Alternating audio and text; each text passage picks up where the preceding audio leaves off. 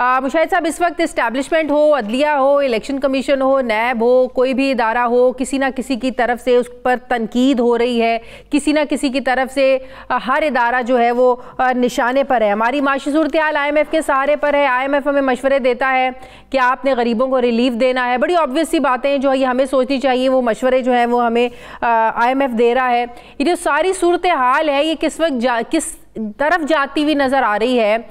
जो इस वक्त हम एक गैर यकीनी की सूरत हाल देख रहे हैं, ये इंस्टेबिलिटी है पॉलिटिकली, ये क्या इसका हल है? सूरत हाल किस तरफ जाएगी? क्या सोचते हैं आप?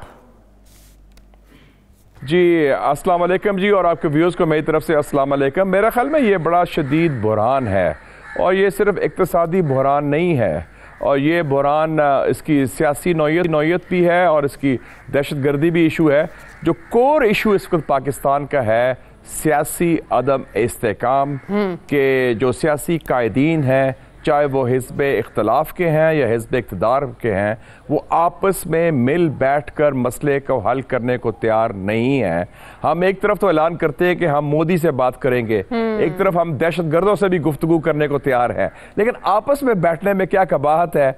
लेकिन कभी मैंने देखा है कि माजी हाल में जब जनरल बाजवा की एक्सटेंशन थी सारे इकट्ठे हो गए, जब फाटफ का इशू हुआ सारे इकट्ठे हो गए, जनरल आसिफ मुनीर की अपॉइंटमेंट थी सारे इकट्ठे हो गए, IMF को जाने के लिए सब कहते हैं हाँ बड़ा अच्छा आइडिया, सब जाए IMF, तो इत्तफाक राय किया जाए तो नजरिया ज़रूरत के तहत या मसलियत के तहत तो इकट्ठे हो जाते हैं, लेकिन अवाम का जहाँ तक ताल्लुक है रिलीफ देने का और पाकिस्तान के मुस्तकबिल का और जमहूरियत को इस्तेकाम देने का, उसमें ये चपकलिश है। मेरे ख्याल में ये कौम से ज्यादती है, और ये इससे पूरा 2022 का साल हमने जाया किया सिर्फ इसी सियासी चपकलिश में।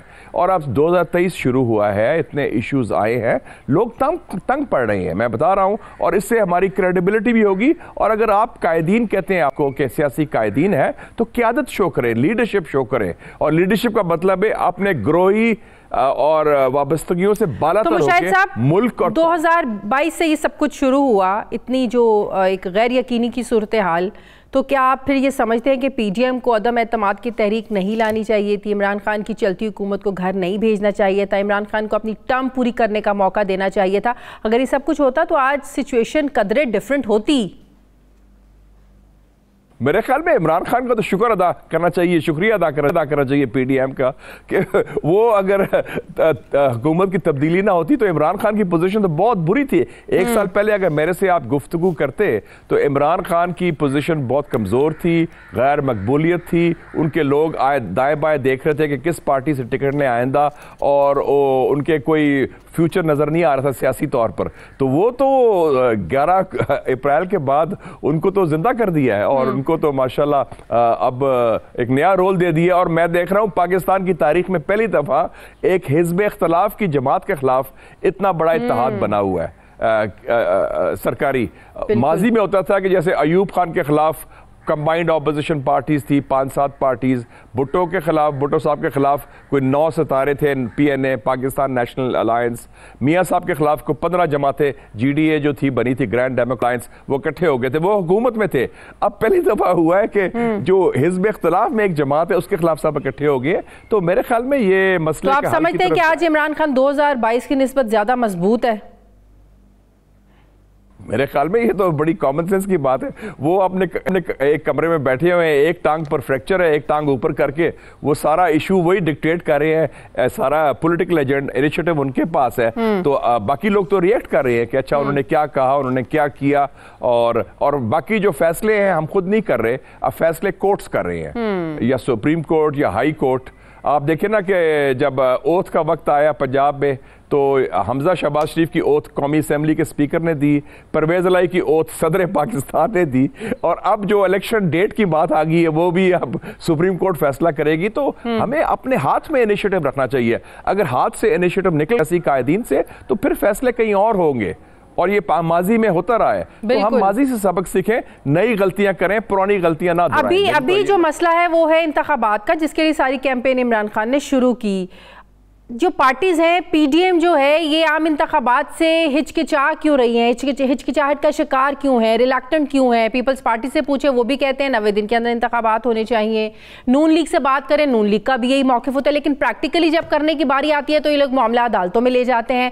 अब अदालत में जब ये मामला गया है उस पर भी एतराज़ इन्होंने उठाना शुरू कर दिया है। तो ये पार्टीज इंतखाबात से भाग क्यों रही हैं? मुझे बड़े इंटरेस्टिंग स्टेटमेंट्स देखे हैं, आपने खुद भी जिक्र किया। IMF कह रही है पाकिस्तान को कि गरीबों को रिलीफ दें, हाँ, और अमीरों को टैक्स लगाएं।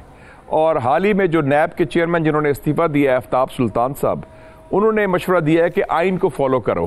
तो मुझे तो लगता है कि हम माजी की तरफ चले गए हैं। मुझे याद है जब मैं जर्नलिज्म में था, शुरू कर रहा था, आपकी तरह नौजवान थे हम लोग, एडिटर था मुस्लिम अखबार का, तो जनरल ज़िया-उल-हक कहते थे कि इलेक्शन उस वक्त होंगे जब मुस्बत नताइज आएंगे।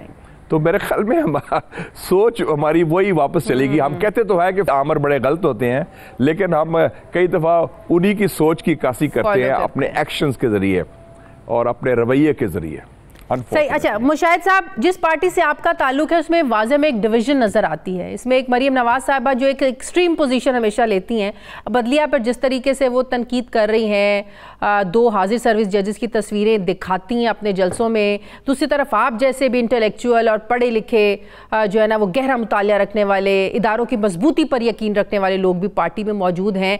तो इस तरह का जो नैरेटिव है पार्टी में एक्सट्रीमिज्म का इदारों को लेकर, क्या ये पार्टी को नुकसान नहीं पहुंचाएगा मुशाहिद साहब? देखिए जी, मैं पार्टी की बात ही नहीं कर रहा। मेरे लिए सबसे बड़ी first priority is Pakistan and it's people, और उस हवाले से जो इश्यूज हैं वो पाकिस्तान के हैं।